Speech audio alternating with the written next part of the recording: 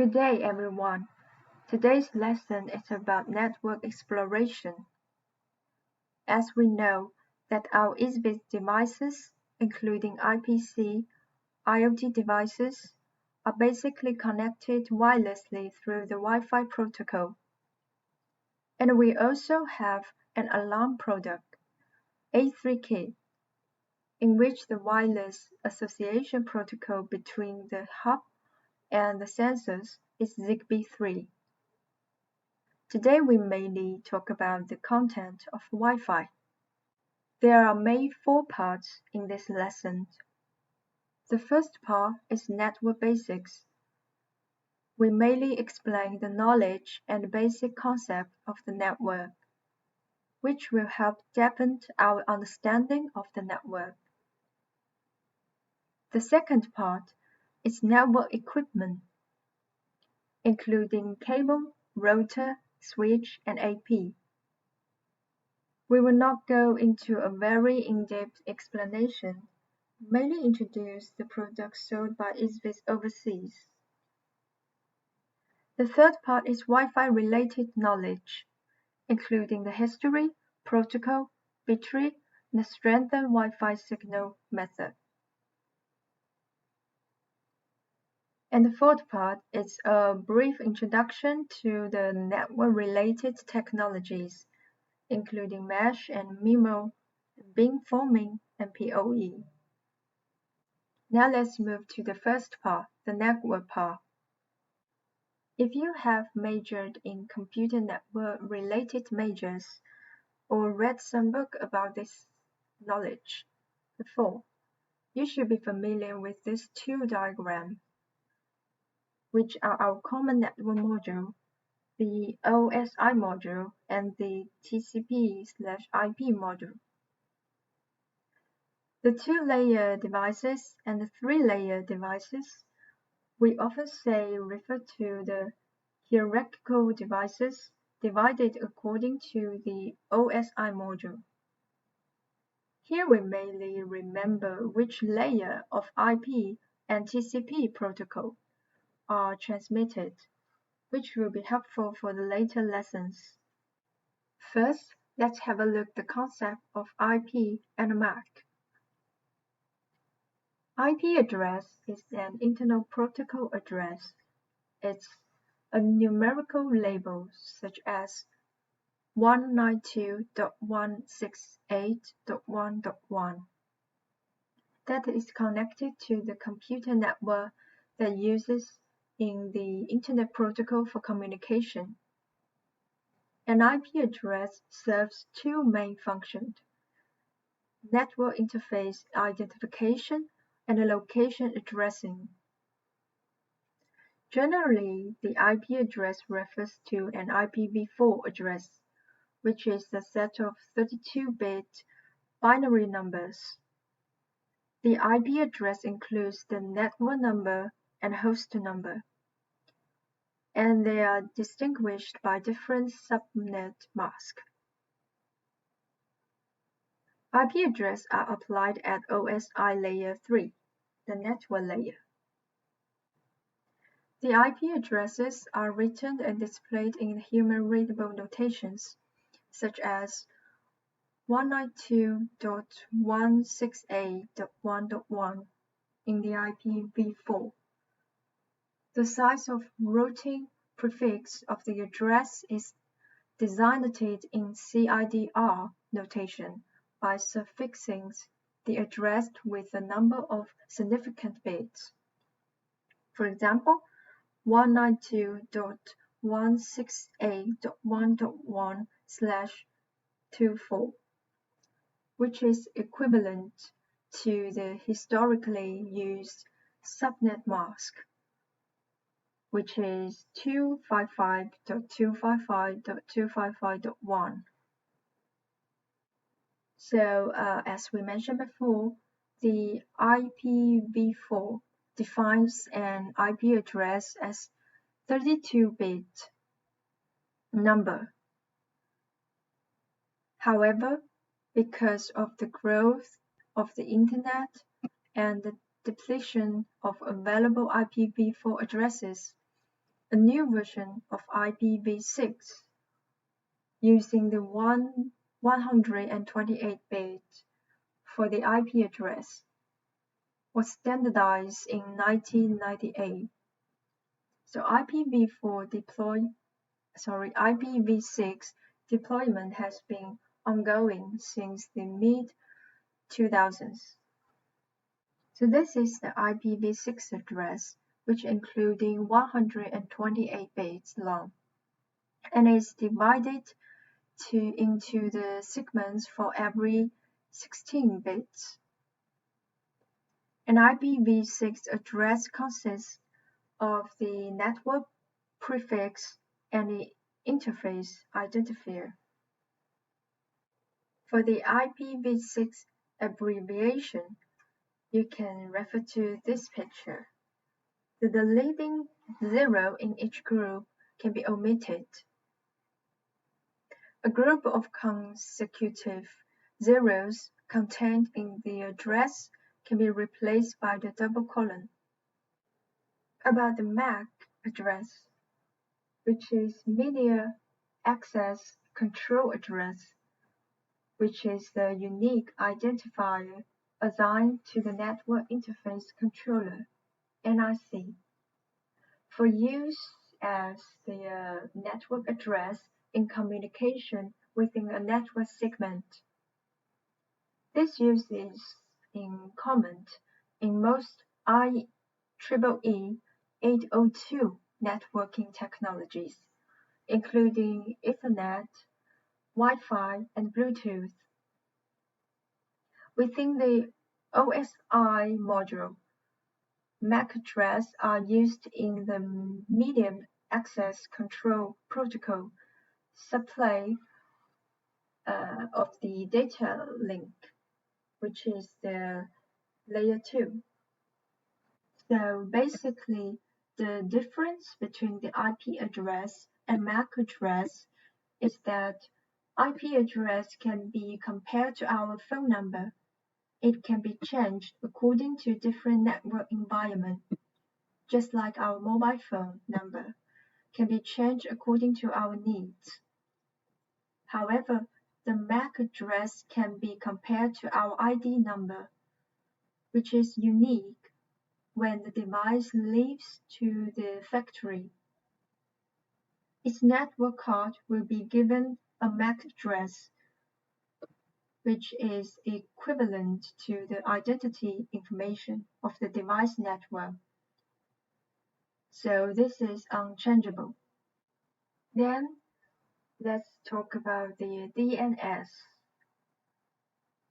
Why do we need to know this? Because we will encounter this knowledge in the following learning. So when we want to visit the website, we need to enter the IP address, since the IP address is composed of numbers, and it's difficult for the user to remember it. Therefore, domain names are created to represent the addresses of different server groups, which is convenient for the user to access. The working principle of DNS is shown in this figure. Here is our client. When we want to visit the website, we will enter the domain name of the website. The access request will first go to the local DNS server, which will be provided by your local carriers or your company. If the local DNS server is not saved the domain name you passed, then the local DNS servers will transmit the request to the root server to resolve the domain name. And the root server will give you the response that the domain is managed by the .com zone. Then the local DNS server will access the .com domain servers to find the specific IP address that corresponding to the such as www.google.com.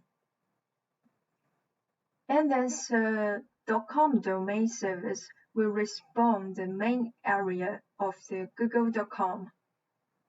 Then the local DNS server can access to the google.com domain service here to find the corresponding IP address to the domain name.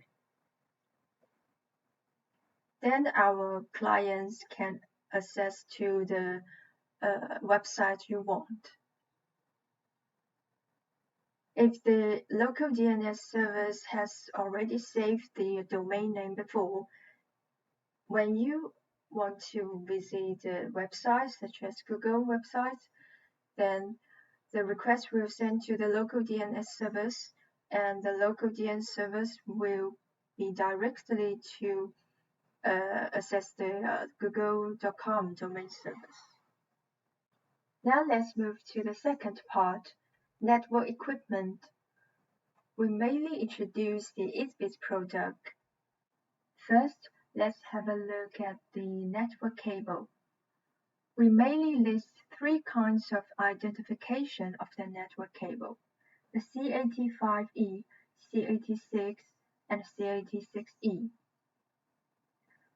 All these kinds of the cable, the effective transmission distance are 100 meters. And for the different type of the cable, the transmissible signal are different.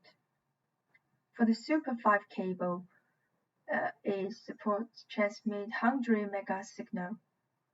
And for the 6 cable, it will transmit the gigabyte signal. And for the Super 6 cable, it will support to transmitting the 10 gigabyte signal.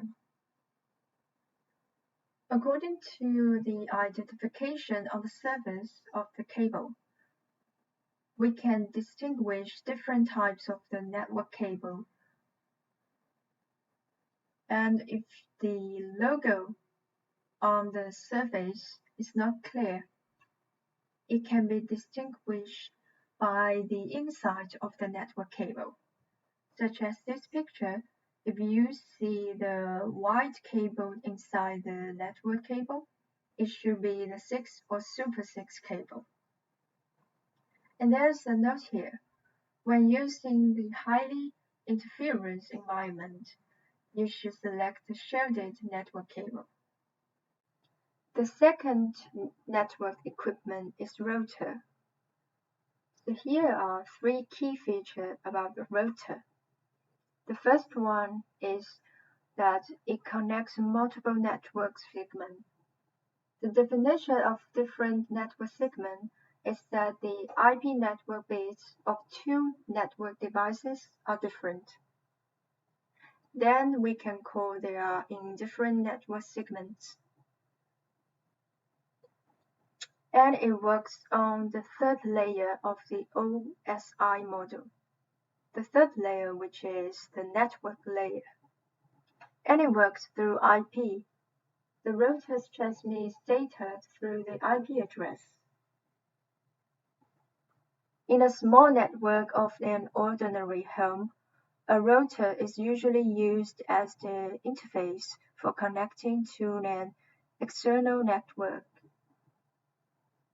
The next network equipment is switch. It works on the second layer of the OSI model, which is data link layer, and it works through MAC address. The key role of the switch is used as extended network. There are two concepts about the network expansion. One is to expand the number of channels, and the other is to expand the diffraction length of network. Unlike the router, switch is generally used to expand the number of network channels under the same network segment. The last network device is the AP. which is not very common in our environment or our home. The AP is the access point, generally translated as wireless access node. It can convert wired signals into the wireless signals, and it can extend the coverage of the network. And the AC is used in conjunction with the AP, which is used to control and manage the AP device. So what kind of the scenarios will this device be used in? Let's take an example. So when we lived in the hotel, we usually don't see the router in the room because the hotel's network deployment is to use one AC to manage the APs in multiple rooms. Then this is the basic summary of the all network devices that we mentioned. So let's see the OSI module. The router is on the third layer, and switch and AP are on the second layer. About the router, the main functions are the inter-network communication, and the address is based on the IP address, and the IP address allocations and management, and is used for the wireless or wired device access. And for the switch, it's used for the data exchange and forwarding, and is used for the addressing based on the MAC address, and is used for the extended network port. And about the AP, the main functions are the convert wired signal into the wireless signal, and it can use to extend the coverage of the network. And about public network access, only the router supports the public network access, while the switch and the AP is only used under the LAN. And about firewall function, only the router supports the firewall function because it will connect to the public network, and switch and AP do not need this function. So this is the typical topology of the SMB. From the left, you can see the internet network, and the data will go through to the routers on the big building or your home, and it will transmit the data to our core switch. And AC is connect to the core switch, and then it will divide it to the different access switch to connect the different AP or other network device. Then we can use the laptop or pad or the terminal IP cameras to get the data with the wireless method. Now let's move to the third part, the Wi-Fi knowledge, which is the core key features about this lesson. First, let's have a quick look about the Wi-Fi history. In 1885, Hertz discovered the radio waves, and in 1894, Marconi begins experiments on the long-range wireless signal transmission and reception. In 1971, the first wireless network was born in Hawaii, which is AloNet. And in 1985, FCC allows use of WLAN technology in industrial, scientific, and medical radio frequency bands. specify that the transmit power of the wireless device cannot exceed 1 watt. And in the 1990s, the IEEE established the famous 802.11 working group. In 1999, IEEE officially released the 802.11b, which is the 2.4 GHz band standard. And at the same time, it also released the 802.11a standard, which is 5 GHz band. And the last things in 1999 is that the WECA was established. Nowadays, Wi-Fi technology is becoming more and more mature, and it will spread to every corner of the world. So basically, Wi-Fi, the essence of Wi-Fi is radio waves. And let's have a look about the Wi-Fi protocol. From the original 802.11 version, it derived it to the different version, including 802.11a and 802.11b version, or G version, N version, AC version, and AX version, till now. As you can see from this table, Wi-Fi has two working bands, which is 2.4 GHz and 5 GHz. The only difference among of these different versions is the max bitrate. So both bandwidths at 2.4 GHz and 5 GHz are unlicensed bands. They can be used without authorization as long as they meet the standards. In other words, installing the wireless router at home and sending and receiving Wi-Fi signals does not require anyone to approve it.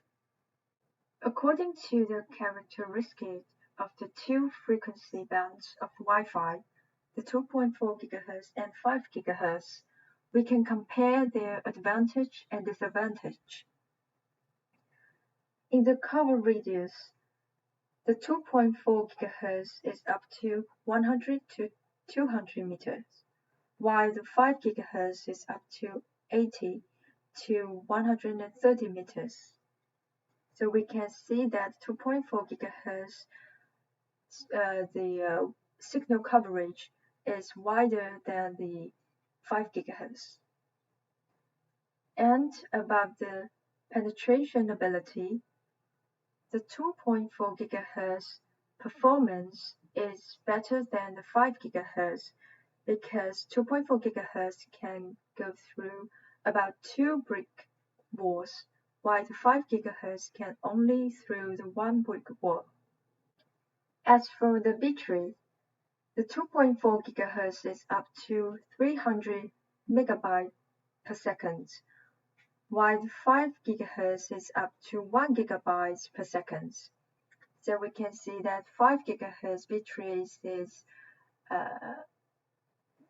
is larger than the 2.4 GHz. And about the environmental interference, the 2.4 GHz is better than the 5 GHz because devices operating in the 5 GHz band are less than 2.4 GHz bands. So the environmental interference is the frequency. The 5 GHz is smaller. And about the 2.4 GHz, the spectrum range from 2.4 GHz to the 2.4835 GHz, with a total bandwidth of 83.5 mega. And it's divided into the 13 channels, and each channel is 22 MHz wide. In different countries, we use the different bandwidth channels about the 2.4 GHz. So normally in China, we use the channel 1 to channel 13, and the other areas and the other countries are different. You can refer to this form. Among these channels, only the three groups of 1, 6, 11, or 2, 7, 12, or 3, 8, and 13 are completely uninterrupted, showing the congestion level in the 2.4 GHz band. It's like a very narrow road. There are a lot of cars on the same side. There are frequent traffic jams, which will inevitably lead to the decline in the speed of traffic. About the 5 GHz, the spectrum range from 4.910 GHz to 5.875 GHz, with a bandwidth of more than 900 megabytes, which is more than 10 times that of the 2.4 GHz. 802.11ac standard enabled routers and mobile phones can freely combine these available channels. It uses the 20 megabytes, 40 megabytes, 80 megabytes, or even 160 megabytes bandwidth. With many channels, large bandwidth, low interference, and fast peak download speed. So in this figure, you can see the blue part is available in China. Now let's have a look at the factors that affect the Wi-Fi speed. For the 2.4 GHz, there are two main factors, but you can see the different technologies in this standard to affect the Wi-Fi speed, including the MIMO technology and up to 4 antennas, and add the double channels bandwidth to 40 megabytes. So if we plus all the factors, then the single antenna theory maximum rate is up to 150 megabytes per second. And in the 5 GHz, there are more factors which can influence the Wi-Fi speed, including the MIMO technology, and it supports up to 8 antennas, and the channel widening supporting up to 160 megabytes. And it also has the new technology, which is 256 QAM, high order moderation. And if we add these all factors, then the single antenna theoretical maximum rate up to 433 megabytes per second. So, since we have 5 GHz Wi-Fi technology, why do we still need to use the 2.4 GHz Wi-Fi? There are two main reasons. The first one is compatibility. So in the early days, a large number of mobile phones, computers, and televisions only support the 2.4 GHz, and they must be compatible with these devices. And the other reason is about the coverage. As we mentioned before, the 2.4 GHz coverage is better than the 5 GHz because of the low wavelength and small signal loss, a strong penetrating ability. So that's why most of the EZVIZ cameras still support only 2.4 GHz, which is based on the advantage of the 2.4 GHz. These are the normal product of the routers on the recent market. So the single attendant, the routers, it supports 2.4 gigahertz. And on the package, you can see there's a bandwidth data here, which means it can support 150 megabytes per second speed rate. And about the second one is the double antennas router. It supports the 2.4 gigahertz and 300 megabytes per second speed.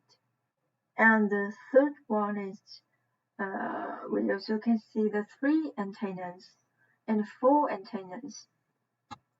So the difference between these two routers is the 4 antennas router support both 2.4 and 5 gigahertz, and it has the more higher speed on the 5 gigahertz. And this is the basic parameters of the recent dual frequencies router batteries. So these are only the theoretical limit rates in the 2.4 gigahertz and 5 gigahertz. So in fact, the batteries during our use, it will be different from these parameters. In our daily life, our users or ourselves often encounter the problem of slow network speed. Specifically, it caused by the following reasons. The first one is older internet devices or lower performance. So it's time to update your devices.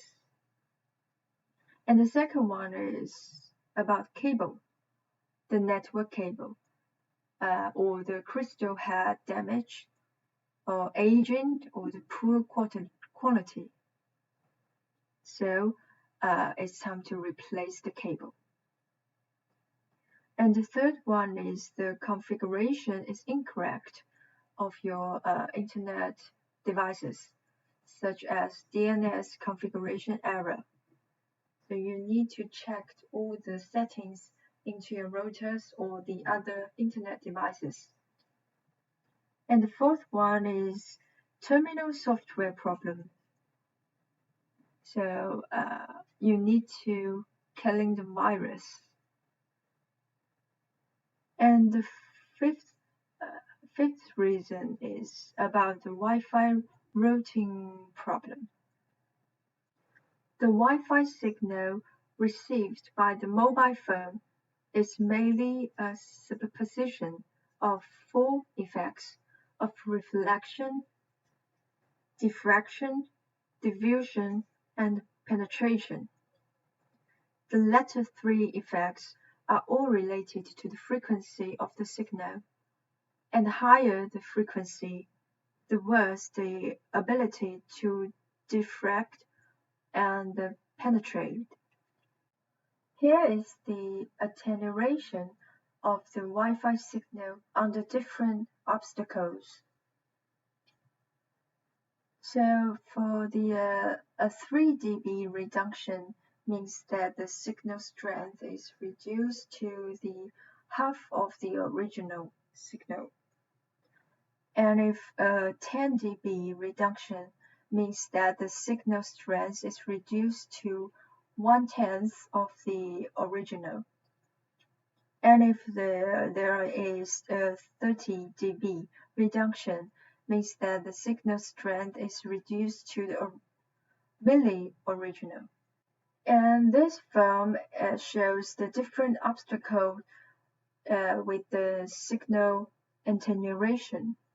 For example, the 8mm board, the signal attenuation will be the 1 to 1.8 dB, and the 40mm wooden doors, it will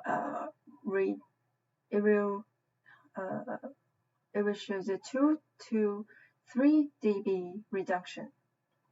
And for the 12 millimeters glass, it will cause the 2 to 3 dB reduction.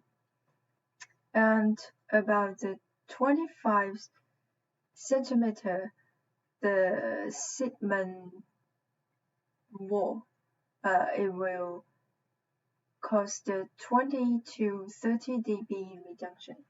And about the wall, the normal wall, it will cause the 15 dB reduction. And about floor, it will cause 30 dB reduction.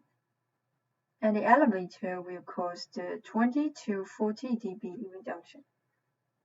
And below the objects around you will cause the interference to the Wi-Fi signal, including the television, microwave oven, fridge, Bluetooth, glass, mirror, water, and metal. There are different scenarios about signal interference. So can you find the obstacles that can influence the Wi-Fi signal?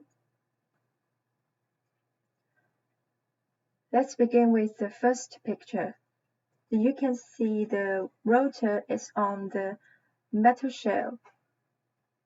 So the metal is the main obstacle to cut off the signal transmission. And in the second picture, obviously the wall is the interference signal obstacle. And the third one, you can see the mirror is near to the router, then is an obstacle to influence the Wi-Fi signal. And the fourth picture, the router is installed on the fridge. The fridge is the electronic product, and it also made of the metal, so it can also influence the Wi-Fi signal. And the fifth picture, can you find the optical? So you can see there's an electronic light, the Christmas tree, which is also can influence the Wi-Fi signal. And the final pictures, you can see there is the microwave under the router, which is the optical to influence the Wi-Fi signal. Normally, IP camera will occupy more network bandwidth than the normal terminal. So it's necessary to ensure a good network environment for our IP camera. And we can find a lot of network bandwidth text too on the internet. The user can download the app called Speed Test for testing or use mobile phone or computer to log in to the website. And the other tools for detect Wi-Fi signal is the Wi-Fi analyzers and the speed test master. Wi-Fi analyzer will give you useful information about wireless signal around you. It can help you to find a better place for Wi-Fi receiver and gives you the information about each one Wi-Fi channel. Show the signal strength in history graph, and it also can recommend you best channel for new AP. The Wi-Fi analyzer is only for the Android system, and the speed test master it supports both Android system and iOS. So this is the basic steps about the how to detect your Wi-Fi signal. And you can see the result after the testing the Wi-Fi signal. There are three different results. The blue lines is the signal means the signal is strong and the camera can be stably connected. And if you see the yellow one, it's like the warning that the signal is general. The cameras may sometimes drop offline, or the live view or playback is not ideal. And the red line shows the bad signal of your Wi-Fi. So it cannot guarantees that stable access about your Wi-Fi products. And this is the test details about this Wi-Fi signal detection tool. If the current channel interference is very large, then you can choose to change the channel. And how to enhance the Wi-Fi signal? The first method is choose the right location for the router. There are 4 tips about choose the right location. The first is the shorter the distance, the better. So try to put your router in the center of the house. And you need to make sure the Wi-Fi signal lasts through the wall. That there's no wall between your routers and your network devices. And do not put the router in the distribution box at home. It will cause the signal interference. And keep the router as high as possible and avoid obstacles such as washing machine or the microwaves, etc. The method 2 is to adjust the angle of the antenna reasonably. So you can see from this picture, this is distribution map of the Wi-Fi signal. It can be seen that when the antenna is placed vertically, the signal coverage is the widest, and the signal strength is also strong. So we recommend that you need to put the antennas vertically. Then you can get more stronger Wi-Fi signal and a stable Wi-Fi signal. And in our user manual of W3 or W3C router, you can see the recommendation about router's position. The third method is to avoid environmental disturbances. For example, you need to keep your router as far away as possible from the microwave Bluetooth device, and use the dual band routers device supporting 5 GHz. Use Wi-Fi in the 5 GHz band as much as possible, and you can change the channel configuration of the router. The method 4 is to restart the router regularly. Overheating, aging, and excessive downloading will reduce the signal coverage. Then you can also consider reboot the router regularly. Wi-Fi signal can become faster and more stable after reboot the router.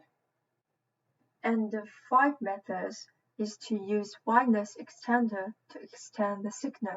If your home place or the position is very large, you can choose the wireless extender to extend the Wi-Fi signal. So there's tips about this method. Do not put the wireless extender in the place where the original signal is not good, which will lead to signal instability. The method 6 is to use the AP to extend the wireless signal, which is similar as the previous method to use the wireless extender. You can install the many AP in the different rooms and use the one AC to control all the AP. And also you can use the mesh router kit to extend the Wi-Fi signal. The Wi-Fi security problems that accompany the widespread use of Wi-Fi. This is the basic data about in China. The home Wi-Fi is most severely hacked into. On average, 13.1% of Wi-Fi will be squatted every day, and 66% of public Wi-Fi is not secure enough, and risky Wi-Fi is connected about 24 million times a day.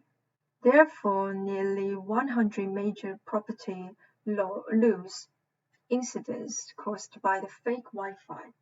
The average loss amount of each event is nearly 50,000 yuan. There's 5 tips to enhance home Wi-Fi security. The first, adopt WPA or WPA2 encryption. 2. Set the hidden SSID so that the bad guys cannot easily find my home Wi-Fi. 3. Modify the router password for backend access and Wi-Fi access password in time. You can set a complex long password. And 4. Enable MAC address filtering function and bind frequently used devices. And 5. Install security software on your mobile phone or the PC. Here are the recommendations of the public Wi-Fi network. First, do not automatically connect to the Wi-Fi network. Don't forget to turn off your phone's Wi-Fi when you are not online, just to prevent your phone from being caught by phishing Wi-Fi. And there's another way. You can change the Wi-Fi connection to manual to master the initiative of the Wi-Fi connection. Second, do not connect Wi-Fi you don't recognize. Some fake phishing Wi-Fi are named after public Wi-Fi names, such as airports and cafes, making it difficult to discern the true and false in order to entice everyone to click and eventually intercept the highly sensitive information, such as password in the mobile phone. So everyone should be extra pay attention to it. Third, do not use strange Wi-Fi to do online shopping. Under public Wi-Fi, be careful not to log in to your any account and password related to payment and property. If you really need it, just switch the network to mobile data. And fourth, use Wi-Fi security software to detect and then connect to the internet. Now let's move to the final part, core techniques, including the mesh, MIMO, beamforming, and PoE. In this part, we only need to do the simple understanding. The first technique is mesh. In a common network topology, once a node fails to connect, the terminal devices cannot access to the network. In the mesh network topology, once the node cannot be connected, and the terminal devices can still access the internet normally. The mesh network is the multi-hop network, developed from the Hawk networks, and is one of the key technologies to solve the last mile problem. Wireless mesh can communicate with other networks. It is a dynamic network architecture that can be continuously expanded, and any two devices can maintain wireless interconnection. And let's have a look at the advantage of the mesh technology.